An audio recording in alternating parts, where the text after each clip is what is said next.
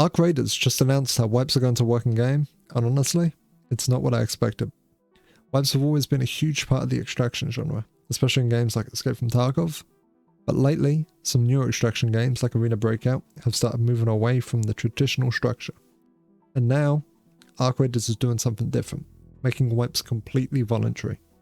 In a blog post posted today, they went into detail about how it's going to work. Hello all, I am Virgil, the design director for Arc Raiders.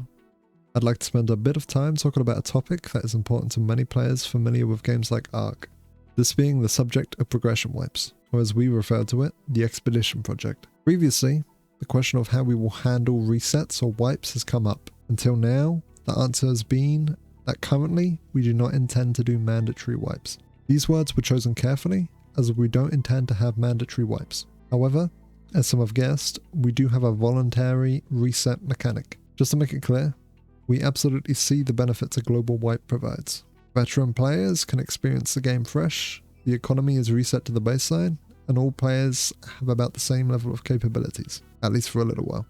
However, one thing a mandatory wipe does not do is respect the investment of those players who do not have as much time to play overall. So as we have done with several other mechanics, before mimicking other established mechanics, we'd like to try our own method.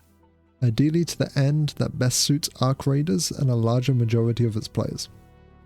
Which brings us to the Expedition Project. The tunnel networks connected to Speranza are vast but largely unexplored or inaccessible. Most survivors stay within their settlements, but like the raiders who dare venture topside, there are those who dare venture even farther. Once the Rust Belt has given all it can offer, some raiders choose to set out beyond the borders of what they know. As of now, this has always been a one-way trip. In the full game, players will have access to a feature called Projects.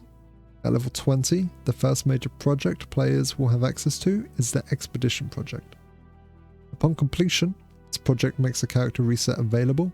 If a player completes a reset, they will be able to do so again so long as they complete another of these projects. The Expedition Project will operate on a repeating cycle of roughly 8 weeks. During the course of these 8 weeks, players can contribute toward and make progress on the Expedition Project, which will overall be a somewhat large time investment. At the start of the 8th week, the ability to finalize the project will become available and will remain available for that entire week. If a player has fulfilled all of the necessary stages of the project, they will be able to commit to completing the expedition during this period. Should a player's project not be ready during the window to complete the Expedition Project, their progress will be kept, allowing them to continue working on that project until the next finalization window.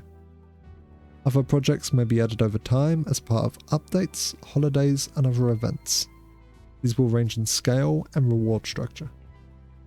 So if we look at this timeline here, once you hit level 20, you can access this project from any time between October 30th to December 14th, which is when the caravan construction and supply phase will be available. From December 15th to 20th, the finalization phase will open, in which you have to complete the project as in. And on December 21st, the completed caravans will depart.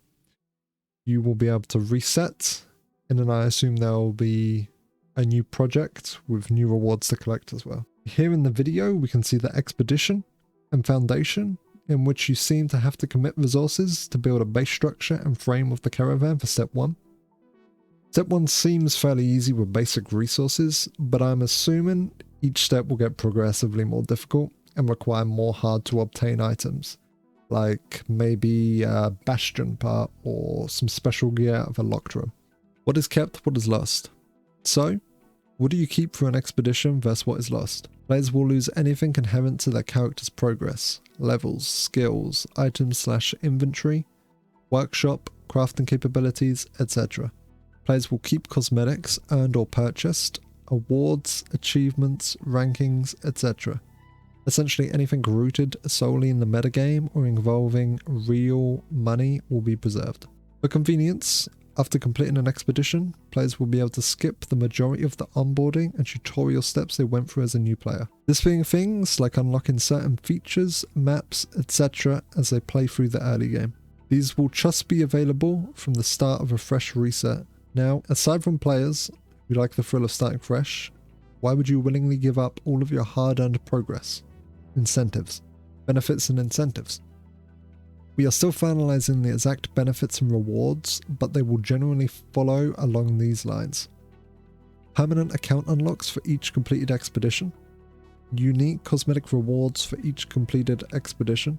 Account buffs that are applied for the duration of the following expedition cycle. And sequential completions of the expedition project increase the magnitude of these buffs up to a limit. One point to drive home is that we are being very careful about the nature of these benefits. Completing a reset should never give a player a power or combat advantage over anyone who has not completed a reset. Initially, these benefits will center around cosmetics and bragging rights, quality of life, and smoothing out some aspects of progression for those who have gone through a reset. I really like how they're handling the wipe system and the rewards. Stuff like cosmetics and non-combat buffs is perfect for people that play a lot and want to have something to work towards long term. But at the same time, it isn't screwing over players who don't play as much, and combat stays all about skill rather than who can reset and wipe the quickest. What comes next?